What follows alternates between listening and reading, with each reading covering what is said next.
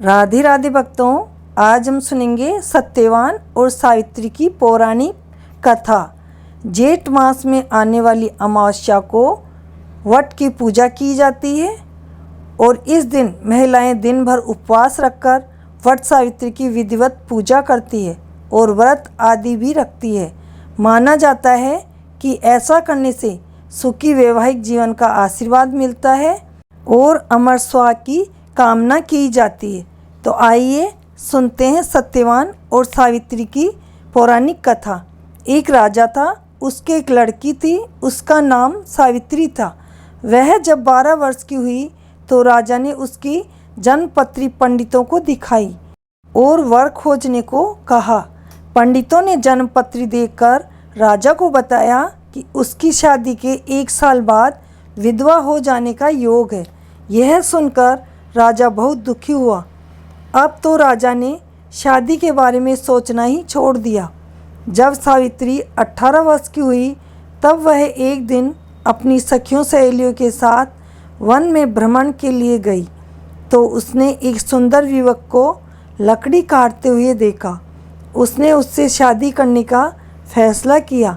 सत्यवान के पिता एक राजा थे, किंतु उनका राज्य दुश्मनों ने छीन लिया था और अब वे जंगल में झोंपड़ी बनाकर रहते थे। राजा ने सावित्री की इच्छा अनुसार उसकी शादी सत्यवान से कर दी। सावित्री अपने अंधे सास ससुर की बहुत सेवा करती थी। वह बचपन से ही शिव जी की पूजा किया करती थी। उसे अपने भविष्य के बारे में मालूम था। शादी के बाद अपना बचा हुआ समय वह शिव जी के ओम नमः शिवाय का जाप करने में बिताने लगी और आने वाले संकट से बचने की प्रार्थना करने लगी। शिवजी ने स्वप्न में उसे वट वृक्ष की पूजा करने के लिए कहा। सावित्री ने वट की पूजा भी आरंभ कर दी। जब शादी का 1 साल पूरा होने में 3 दिन शेष रहे तब उसने खाना पीना छोड़ दिया। जेठ की अमावस्या को सत्यवान जब लकड़ी काटने के लिए जंगल को जाने लगा तब हट करके सावित्री भी उसके साथ चल दी।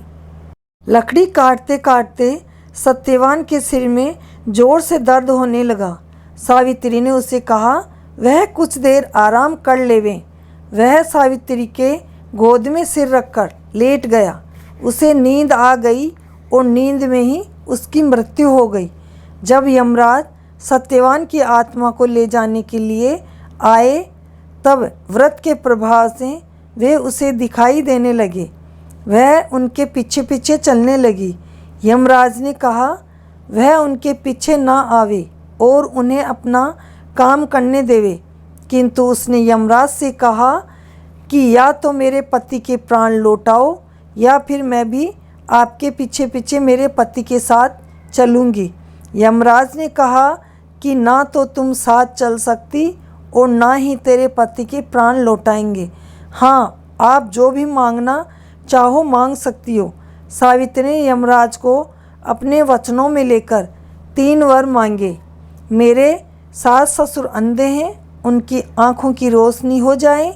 मेरे सास ससुर के राजपाट उनको वापस मिल जावें और मेरे कोई पुत्र नहीं है सो मेरे पुत्र की प्राप्ति हो।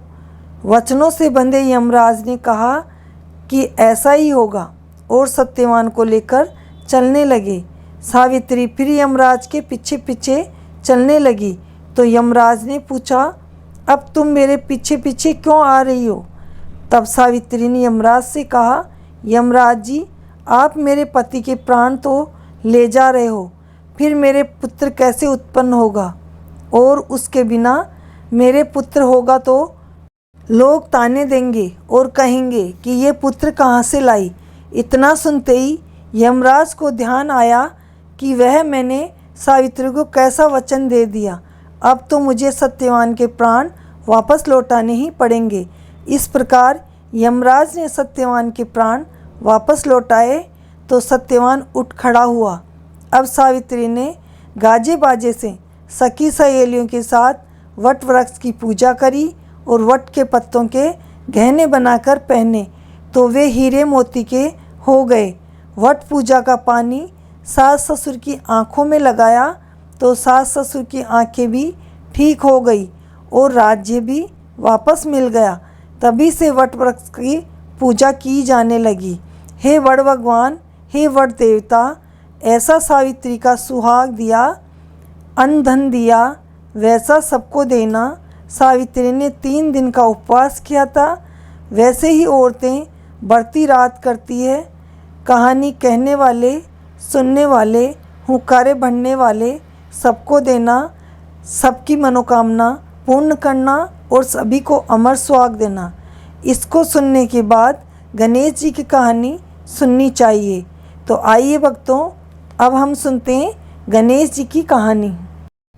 एक बार की बात है कि 2 व्यापारी 2 बैलगाड़ियों में अलग अलग सामान लादकर बेचने चले।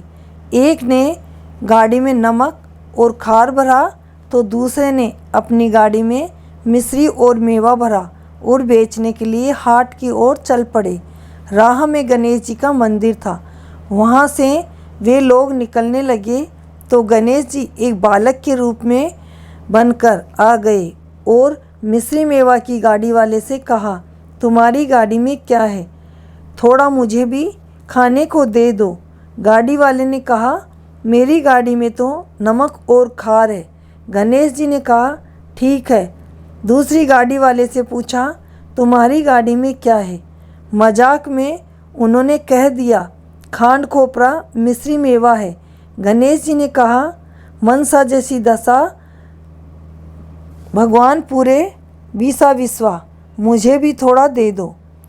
उनसे कहा, अपने आप निकाल लो, अपने हाथों से जितना चाहो ले लो। गणेश जी गाड़ी में से खांड खोपरा और मिश्री मावा निकाल कर खाने लगे तो गाड़ी वाले ने सोचा, मेरी गाड़ी में तो नमक खार था, ये मिश्री मेवा खांड खोपरा कैसे निकल आया? उसने देखा कि पूरी गाड़ी खांड खोपरा मिश्री मावा से भरी हुई है। उधर दूसरी गाड़ी वाले की गाड़ी में खांड खोपरे की जगह नमक और खार हो गया। वह समझ गया कि ये बालक कोई छोटा मोटा बालक नहीं है, यह स्वयं गणेश जी है। उसने आकर गणेश जी के पैर पकड़ लिए और अपनी भूल की क्षमा मांगी। गणेश जी ने उसकी गाड़ी में भी खांड खोपरा और मिश्री मावा कर दिया। दोनों ने गणेश जी के मंदिर में आधी आधी गाड़ी मिश्री मेवा और खांड खोपरा चढ़ा दी। फिर गाड़ी लेकर गणेश जी की जय जयकार करते हुए चले गए।